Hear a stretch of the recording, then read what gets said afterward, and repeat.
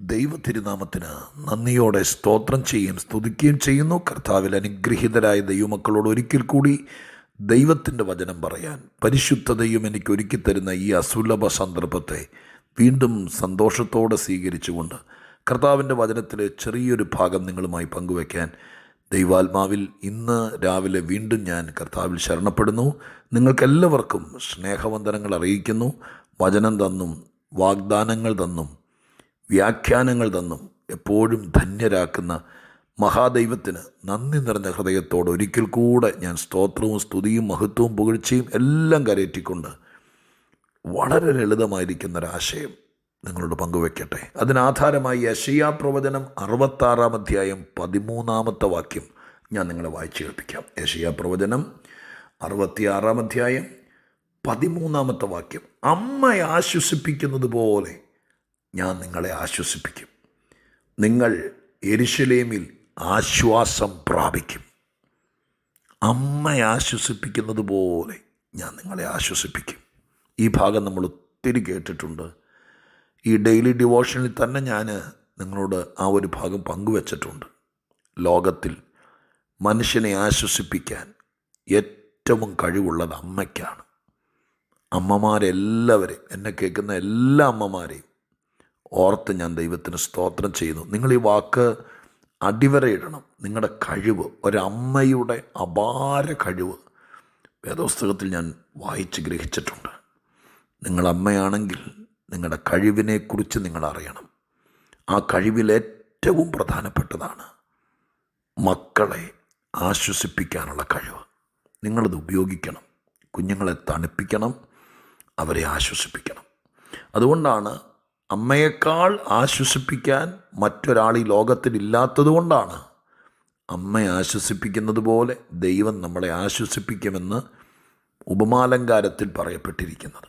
അത് ഞാൻ പറഞ്ഞിട്ടുള്ളത് കൊണ്ട് ഈ ഒരു വാക്ക് മാത്രം അമ്മമാരോട് ഓർപ്പിച്ച് ഞാൻ ആ ഭാഗത്തുനിന്ന് മാറാം. അടുത്തൊരു കൊച്ചു വാചകം ടാഗ് ചെയ്ത് തൂക്കിയിട്ടിരിക്കുന്ന പോലെ ഇടയ്ക്കിടയ്ക്ക് ഞാൻ പറയാറില്ലേ, ഈ നല്ല വാക്യത്തിൻ്റെ കീഴെ ഒരു ചെറിയ ടാഗ് ചെയ്ത് തൂക്കിയിട്ടിരിക്കുന്നത് പോലെ ചെറിയ വാചകം. ആ വാചകം എങ്ങനെയാണ്? നിങ്ങൾ യെരൂശലേമിൽ ആശ്വാസം പ്രാപിക്കും. ആശ്വസിപ്പിക്കാൻ ഒരു ദൈവമുള്ളത് ഭയങ്കര ഭാഗ്യമാണ്. എന്നെയൊക്കെ സംബന്ധിച്ച്, ഇത് കേൾക്കുന്ന നമ്മളീ പലരെ സംബന്ധിച്ച് ആരും അനുകൂലമായിട്ടില്ലെങ്കിലും ആശ്വസിപ്പിക്കാൻ ഒരു ദൈവമുണ്ടെന്നുള്ളത് അത്രയും വലിയ ആശ്വാസം വേറെ ഒന്നുമില്ല. ആശ്വസിപ്പിക്കാൻ ഒരു ദൈവമുണ്ട്, അതിനായിട്ട് സ്തോത്രം ചെയ്യുന്നു. എന്നാൽ അടുത്ത വാചകം, ആശ്വസിക്കാനൊരു പ്ലേസ്, ഒരു സ്ഥലം. നിങ്ങൾ എവിടെയെങ്കിലും ആശ്വാസം പ്രാപിക്കുമെന്നല്ല, യെരൂശലേമിൽ ആശ്വാസം പ്രാപിക്കും. ഇത് യഹൂദന്മാരോടായിട്ട് പറയുന്ന, അല്ലെങ്കിൽ ആ കാലഘട്ടത്തിലൊരു പ്രവചന വാക്കാണ്. അതിന് ഇമ്മീഡിയറ്റ്ലി തൊട്ടടുത്ത് നിൽക്കുന്ന ആളുകളുണ്ട്. അപ്പോൾ തന്നെ ഇതിനൊരു പ്രവചന ധ്വനിയുണ്ട്. ഞാൻ അത്രയൊന്നും ദൈവശാസ്ത്രപരമായിട്ടും പ്രവചനപരമായിട്ടോ വാക്യത്തിലേക്ക് പോകാൻ ആഗ്രഹിക്കുന്നില്ല. ഞാൻ നമുക്കുള്ള കാര്യം പറയാം. നാം ഈ ആശ്വസിപ്പിക്കുക എന്നുള്ളതിന് കംഫർട്ട് എന്നൊരു വാക്കാണല്ലോ ഇംഗ്ലീഷിൽ എടുത്തിരിക്കുന്നത്. സാധാരണ ആളുകൾ ചോദിക്കാറുണ്ട്, എന്നോട് ചോദിച്ചിട്ടുണ്ട്. ഞാൻ എത്രയോ പേരുടെ അതിഥിയായി പല വീടുകളിൽ താമസിച്ചിട്ടുണ്ട്, യാത്ര ചെയ്തിട്ടുണ്ട്. ചിലപ്പോഴൊക്കെ എയർപോർട്ടിൽ നിന്ന് എന്നെ ശുശ്രൂഷയ്ക്കൊക്കെ കൊണ്ടുപോകുമ്പോൾ കൂട്ടിക്കൊണ്ടു പോകാൻ വേണ്ടി ഉത്തരവാദിത്തപ്പെട്ടവർ വരും. നല്ല വാഹനമായിരിക്കും. നല്ല വാഹനമൊക്കെ അറിയുമ്പോൾ ചിലപ്പോൾ എൻ്റെ ഫ്രണ്ട് സീറ്റിൽ എന്നെ ഇരുത്തി സീറ്റ് ബെൽറ്റൊക്കെ ചിലപ്പോൾ അവർ തന്നെ ഇട്ട് തരും. ഞാനിതൊക്കെ ഇങ്ങനെ കർത്താവിനെ മഹത്വപ്പെടുത്തിക്കൊണ്ട് അനുഭവിക്കുക, ഒത്തിരി സ്തോത്രം ചെയ്തുകൊണ്ട് വളരെ റെസ്പെക്റ്റോടെ. വണ്ടി ഓടുകാൻ തുടങ്ങുമ്പോൾ എന്നെ കൂട്ടിക്കൊണ്ടു പോകുന്നതിൽ ഉത്തരവാദിത്തപ്പെട്ട ആളിനോട് ചോദിക്കാനുണ്ട്, പാസ്റ്റർ കംഫർട്ടാണോ? കാലൊക്കെ നീട്ടി വയ്ക്കാൻ പറ്റുന്നുണ്ടോ? സീറ്റ് കുറച്ചുകൂടെ പുറകോട്ട് ചരിച്ചിടണോ? കംഫർട്ടാണോ പാസ്റ്റർ? നമുക്കൊരു ഇച്ചിരി ദൂരം, 1 മണിക്കൂർ യാത്രയുണ്ട്, കംഫർട്ടാണോ? നിങ്ങൾ ചോദിക്കാറുണ്ട് ആരോടെങ്കിലും? അതേയോ മൂലയിൽ ഇരുന്ന് എങ്ങനെയും ഇടിച്ചു കുത്തി വലിയ ഹൈ റേഞ്ചിൽ ജീപ്പിനകത്ത് 5 പേര് പോകുന്ന ജീപ്പിനകത്ത് 25 പേരെ കയറ്റി കുത്തി നിറച്ച് കൊണ്ടുപോകുന്ന പോലെ അതൊരു കംഫർട്ട് യാത്രയാണോ? എപ്പോഴും ആളുകൾ ചോദിക്കും, കംഫർട്ടാണോ? റൂമിലൊക്കെ കൊണ്ട് താമസിക്കുമ്പോൾ ബെഡ്ഷീറ്റൊക്കെ വിരിച്ച് 3 പില്ലോയൊക്കെ വെച്ച് കുപ്പിയിൽ വെള്ളമൊക്കെ വെച്ച്, ഒരു ബോട്ടിൽ ചൂടുവെള്ളവും ഒരു ബോട്ടിൽ തണുത്ത വെള്ളവും വെച്ച്, ഫ്രൂട്ട്സും നട്ട്സൊക്കെ മേശപ്പുറത്ത് വെച്ച്, അയ്യോ ഞാൻ സന്തോഷത്തോടെ, ഞാനിതിനൊന്നും അർഹനല്ല, പക്ഷെ ഞാൻ ദൈവത്തെ മഹത്വപ്പെടുത്തിക്കൊണ്ട് പറയാം കേട്ടോ. ഞാൻ ഈ കാര്യം തെളിയിക്കാൻ പറയും. ഞാൻ എൻ്റെ അനുഭവങ്ങൾ എപ്പോഴും ഓർത്ത് പറയുന്നത് എനിക്ക് സന്തോഷമായിട്ട് പറയാം. എന്നിട്ട് ആ റൂമിനകത്തിടാനുള്ള നല്ല പുതിയ ചെരുപ്പ്, ബാത്റൂം ടവൽ എല്ലാം സെറ്റ് ചെയ്ത് വെച്ചിട്ട് ചിലപ്പോൾ രാവിലെ ഉണർന്ന് ബ്രേക്ക്ഫാസ്റ്റ് കഴിക്കാനോ ബെഡ് കോഫിയും കൊണ്ട് വരുമ്പോഴോ ആളുകൾ ചോദിക്കും, പാസ്റ്റർ കംഫർട്ടായിരുന്നോ? ആ ചോദ്യം നിങ്ങൾ മനസ്സിലാക്കുന്നു. അപ്പം ഞാൻ ഇന്ന് ഈ വാക്യം വായിച്ചപ്പോൾ ഒരതിഥിയായി ചെല്ലുമ്പോൾ യാത്രയിലും ആ റൂമിലും ആ വീട്ടിലുമൊക്കെ നമ്മൾ കംഫർട്ടാണോ എന്നത് ആതിഥേയരുടെ ആശങ്കയാണ്. അവർ ചോദിച്ചുകൊണ്ടിരിക്കും. ഞാൻ നിങ്ങളോട് ഈ വാക്ക് വായിച്ചപ്പോൾ എൻ്റെ മനസ്സിൽ പൊങ്ങി വന്നത് പറയട്ടെ. ഞാൻ നിങ്ങളോട് ചോദിക്കട്ടെ, യെരുശലേം എന്ന് പറയുന്നത് യഹൂദനെ സംബന്ധിച്ചിടത്തോളം ഭൂമിയുടെ മധ്യഭാഗത്ത് അവരുടെ പ്രധാനപ്പെട്ട സ്ഥലമാണ്. നമ്മൾ കേരളത്തിൽ താമസിക്കുന്ന സാധാരണക്കാർ വിദേശ രാജ്യങ്ങളിൽ മലയാളിയായി ജനിച്ച് ഭാഗ്യം കൊണ്ട് പഠനമെല്ലാം കഴിഞ്ഞ് ഒത്തിരി കടമ്പകൾ കടന്ന് നല്ല നല്ല രാജ്യങ്ങളിൽ ഇരുന്നുകൊണ്ട് ദൈവവചനം കേൾക്കുന്ന പ്രിയപ്പെട്ടവർ, നിങ്ങളെവിടെ ആയിക്കോട്ടെ, മിഡിൽ ഈസ്റ്റിലോ US-ലോ കാനഡയിലോ ഓസ്ട്രേലിയയിലോ എവിടെ ആയിക്കോട്ടെ, UK അല്ലെങ്കിൽ ഇന്ത്യയുടെ ഏതെങ്കിലും സംസ്ഥാനത്ത് എവിടെയെങ്കിലും ആയിക്കോട്ടെ, ഈ വാക്ക് വെച്ച് ഞാൻ ചോദ്യം ചോദിക്കാം. ശ്രദ്ധിച്ച് കേട്ടോ. നിങ്ങളുടെ വീട്ടിൽ നിങ്ങൾ കംഫർട്ടാണോ? നിങ്ങളുടെ വീട്ടിൽ അതിനേക്കാൾ പറ്റിയൊരു സ്ഥലം ഏത് യെരുശലേമാ ഉള്ളേ? നമ്മുടെ യെരുശലേം, നമ്മുടെ വീട്. നമ്മുടെ വീട്ടിൽ നമ്മൾ കംഫർട്ടാണോ? നിങ്ങൾക്കൊരു ചർച്ചുണ്ടോ? ആ ചർച്ചിൽ നിങ്ങൾ കംഫർട്ടാണോ? ഒത്തിരി ആളുകളല്ല ദൈവമക്കളെ. ഒരു കുറ്റവും പറയാം, അവിടെ തന്നെ നിൽക്കും. എനിക്കതിൻ്റെ അണ്ടർസ്റ്റാൻഡിങ് മനസ്സിലാവുന്നില്ല. അവിടെ അങ്ങ് പ്രാർത്ഥനയില്ല, ഒന്നുമില്ല, എന്നും അങ്ങ് തമ്മിൽ വഴക്കാം, ചുമ്മാ വരുന്ന ഉറക്കം തൂങ്ങും. എന്നാൽ പിന്നെ എന്തിനാ വെറുതെ സമയം കളയുന്ന? ഒരു തീരുമാനം എടുത്തുകൂടെ? നിങ്ങളുടെ കോൺഗ്രിഗേഷനിൽ കംഫർട്ടാണോ? അല്ലെങ്കിൽ നിങ്ങൾ എന്തുകൊണ്ട് ഗൗരവമായിട്ടത് എടുക്കുന്നില്ല?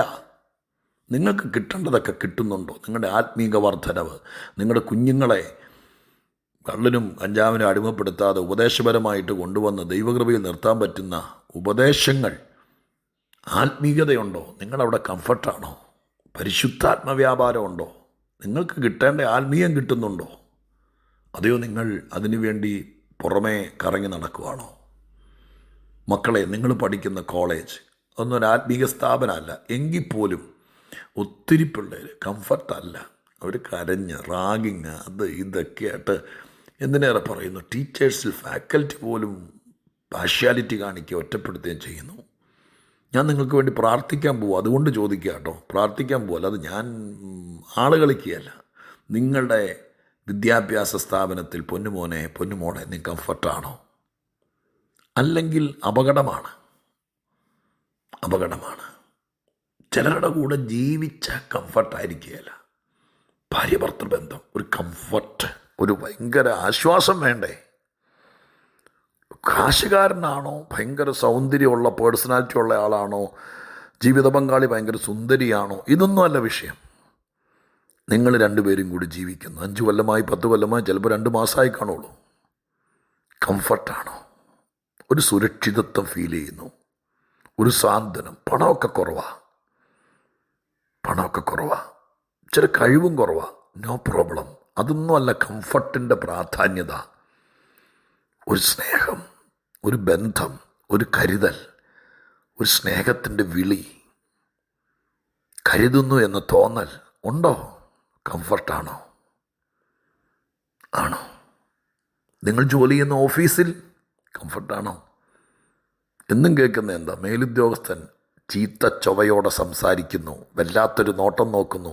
ചേച്ചി കംഫർട്ടാണോ? അല്ലെങ്കിൽ നമ്മൾ അസ്വസ്ഥരാവും, പ്രശ്നത്തിലാവും. ഇവിടെ ഈ വാക്യം പറയുന്നു, യെരുശലേമിൽ നിങ്ങൾ പക്ക കംഫർട്ടായിരിക്കും എന്ന് ദൈവം പ്രോമിസ് ചെയ്യുക. കാരണം യെരുശലേം ദൈവത്തിൻ്റെ നഗരമാണ്. എൻ്റെ നഗരത്തിൽ, എൻ്റെ വീട്ടിൽ ഞാൻ മാറ്റിയിട്ടിരിക്കുന്ന പട്ടണത്തിൽ വരുന്ന ഒരുത്തൻ അസ്വസ്ഥനാകരുത്. അത് ദൈവത്തിൻ്റെ പിടിവാശിയാണ്. ദൈവം പറയുന്നു, നിങ്ങൾ യെരൂശലേമിൽ ആശ്വാസം പ്രാപിക്കും എന്ന് കർത്താവ് പറയുന്നത്. എൻ്റെ വീട്ടിലേക്ക് വാ, എൻ്റെ പട്ടണത്തിലേക്ക് വാ. യെരൂശലേം മഹാരാജാവിൻ്റെ നഗരം, വാ. അവിടെ ഏത് ജാതിക്കാരൻ എവിടെ നിന്ന് വന്നാലും അവൻ ഉപദ്രവിക്കപ്പെടരുത്.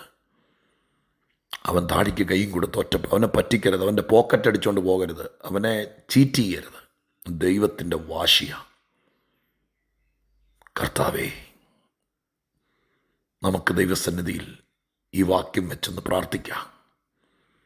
എന്തെങ്കിലും കാരണവശാൽ ഞാൻ ഈ പറഞ്ഞ മേഖലകളൊക്കെ സത്യത്തിൽ വേണ്ടതല്ലേ? നമ്മുടെ വീട്ടിൽ നമ്മുടെ പിള്ളേരും കംഫർട്ടാകണ്ടേ? ഇതിന് പകരം കുടിച്ച് വഴക്കുണ്ടാക്കി പിള്ളേരും പേടിച്ച് പൂച്ചയെ കണ്ട് എലിയെപ്പോലെ കട്ടിലിൻ്റെ ചോട്ടിൽ ഒളിച്ച്, എൻ്റെ പൊന്നച്ചാച്ച ആശ്വാസം കൊടുക്കുക. നിങ്ങളുടെ കുടുംബത്തിൽ നിങ്ങളുടെ ജീവിത പങ്കാളി മക്കളും കംഫർട്ടാണെന്ന് നിങ്ങൾ ഉറപ്പുവരുത്ത്. ദൈവത്തെ കണ്ടു പഠിക്കും. ദൈവം പറയുന്നു, എൻ്റെ യെരൂശലേമിൽ, എൻ്റെ പട്ടണത്തിൽ, എൻ്റെ ആലയം ഇരിക്കുന്ന നഗരത്തിൽ നിങ്ങളാര് വന്നാലും ഉപദ്രവിക്കപ്പെടാൻ ഞാൻ അക്ഷരികമല്ല, ഇന്നത്തെ രാഷ്ട്രീയമല്ല പറയുന്നത്, ദൈവത്തിൻ്റെ ഭാഗത്തു നിന്നുള്ള ആത്മീകമാണ് പറയുന്നത്. ദൈവത്തിൻ്റെ ഭാഗം പറയുക. അവിടെ നിങ്ങൾ കംഫർട്ടായിരിക്കും. എനിക്കറിയില്ല, ഞാൻ ഈ വാക്കൊക്കെ ബുദ്ധി എന്ന് പറയുന്നതല്ല, ആത്മാവ് എന്നോട് പറയുന്നത് ഒരുപാട് പേരെ ബലപ്പെടുത്താൻ. നിങ്ങൾക്കത് തോന്നുന്നുണ്ടോയെന്നറിയില്ല. ഞാനിത് പഠിച്ചു പറയുന്നത് ഒരു ബുക്കിൽ റെഫർ ചെയ്തല്ല, കർത്താവിൻ്റെ കാഴ്ചപ്പാടി പറയുക. നമ്മുടെ വീടിനെക്കുറിച്ച്, ഞാനൊരു ചർച്ചിൻ്റെ പാസ്റ്ററാണ്. ഞാൻ എൻ്റെ കൂടെ നിൽക്കുന്ന എല്ലാവരോടും പറയും, ഓരോ ഏരിയയിൽ, പാർക്കിംഗ് ഏരിയ മുതൽ പ്ലാറ്റ്ഫോമിൽ വരെ നിൽക്കുന്നവരോട് പറയും, ഇവിടെ വരുന്നവൻ കംഫർട്ടായിരിക്കണം. അവനെ ഒരു സ്ഥലത്ത് സമാധാനത്തോടെ ഇരുന്ന് ആരാധിക്കാൻ അനുവദിക്കണം. വരുമ്പോഴത്തേക്കും നിങ്ങൾ സാറ് കളിക്കരുത്. ഞാൻ ആ കാര്യത്തിനകത്തൊക്കെ അസ്വസ്ഥനാണ്. കാരണം സഭ ആളുകൾക്ക് കംഫർട്ടായിരിക്കണം. വീട്, സ്കൂൾ നടത്തുന്നവരൊക്കെ ആരെങ്കിലും എന്നെ കേൾക്കുന്നുണ്ടോ? നിങ്ങൾ ഉത്തരവാദിത്തപ്പെടണം. നിങ്ങളുടെ പിള്ളേർക്ക് 100ൽ 100 പേരും ജയിച്ചോ എന്നുള്ളതല്ല. ഒരു വിദ്യാർത്ഥിയെ പേരൻസ് അവിടെ കൊണ്ടാക്കുമ്പോൾ നിങ്ങൾ ഉത്തരവാദിത്തപ്പെട്ട ടീച്ചറാണെങ്കിൽ നിങ്ങളുടെ സ്കൂൾ കോമ്പൗണ്ടിനകത്ത് പഠിക്കാൻ വന്ന കുഞ്ഞ് കംഫർട്ടായിരിക്കണം. മറ്റുള്ളവരാൽ ഉപദ്രവിക്കപ്പെടരുത്. ഭയങ്കര സ്ട്രിക്റ്റ് ആയിരിക്കണം. നിങ്ങളുടെ ഓഫീസിൽ നിങ്ങൾ ദൈവവൈദ്യരാണെങ്കിൽ, നിങ്ങളൊരു കൊച്ചു കട നടത്തുന്ന ആളാണെങ്കിൽ പോലും അവിടെ വരുന്ന ആളുകൾ, അവിടുത്തെ സ്റ്റാഫ് ആരാലും ഉപദ്രവിക്കപ്പെടരുത്. കംഫർട്ടായിരിക്കണം. എൻ്റെ കൂടെ ജീവിക്കുന്നയാൾ, എൻ്റെ കൂടെ വിശ്വസിച്ച് നിൽക്കുന്നയാൾ ഇറങ്ങി ഞാൻ എല്ലാവരോടും പറയാട്ടോ, എന്നെ വിശ്വസിച്ച് എൻ്റെ കൂടെ ജീവിക്കാൻ ഇറങ്ങി വന്നയാൾ, അപ്പൻ എന്ന സ്ഥാനത്ത് എന്നെ കാണുന്ന എൻ്റെ പൊന്നോമന മക്കൾ എൻ്റെ കൂടെ കംഫർട്ടായിരിക്കണം. വാഹനം ഓടിക്കുമ്പോൾ പോലും ചുമ്മാ ആൾ കളിച്ച് റോട്ടിൽ കൂടെ ഹൈ സ്പീഡിൽ ഓടിച്ച് ഓവർടേക്ക് ചെയ്ത് ട്രിപ്പറിൻ്റെ അടിയിലേക്ക് ഓടി പിള്ളേരെ അതിനകത്ത് പേടിച്ച് ഡാഡി ഡാഡി ഡാഡി എന്ന് വിളിച്ച്, കംഫർട്ടാണോ അവർ എന്നെ കാണിക്കുന്നത്? മിടുക്കം കളിക്കരുത്. ഏറ്റവും വലിയ സ്വാതന്ത്ര്യം, എൻ്റെ കൂടെ നിങ്ങളെന്നും കംഫർട്ടായിരിക്കും. പറയാമോ? ഓരോരുത്തർക്കും പറയാമോ? ഇല്ലെങ്കിൽ നമുക്ക് പ്രാർത്ഥിച്ചങ്ങനെ നമ്മളായിരിക്കുന്ന സ്ഥലത്ത് കംഫർട്ടായിരിക്കണം. അസ്വസ്ഥനാകരുത് കേട്ടോ. എൻ്റെ യെരൂശലേമിൽ നിങ്ങൾ കംഫർട്ടായിരിക്കും. പ്രാർത്ഥിക്കാം. പരിശുദ്ധ ദൈവമേ, ഞങ്ങളുടെ സ്വർഗീയ പിതാവേ, ഈ ദൂതിനായി സ്തോത്രം. ഞങ്ങൾക്ക് മനസ്സിലായി കർത്താവ് എന്താ ഉദ്ദേശിച്ചതെന്ന്. അത് വെച്ച് പ്രാർത്ഥിക്കുന്നു. നാഥ, ഞങ്ങൾ മറ്റുള്ളവർക്ക് കംഫർട്ടായിരിക്കട്ടെ. ഞങ്ങളുടെ കൂടെ നിൽക്കുന്നവർ അങ്ങനെ ആയിരിക്കട്ടെ. വീട്, ഓഫീസ്, സ്ഥാപനം, സഭ എല്ലാം പ്രാർത്ഥിച്ച് ദൈവകരങ്ങൾ ഏൽപ്പിക്കുന്നു. ഇതറിഞ്ഞ് പ്രാർത്ഥിക്കുന്നവരെ അനുഗ്രഹിക്കണം. യേശുവിൻ നാമത്തിൽ തന്നെ.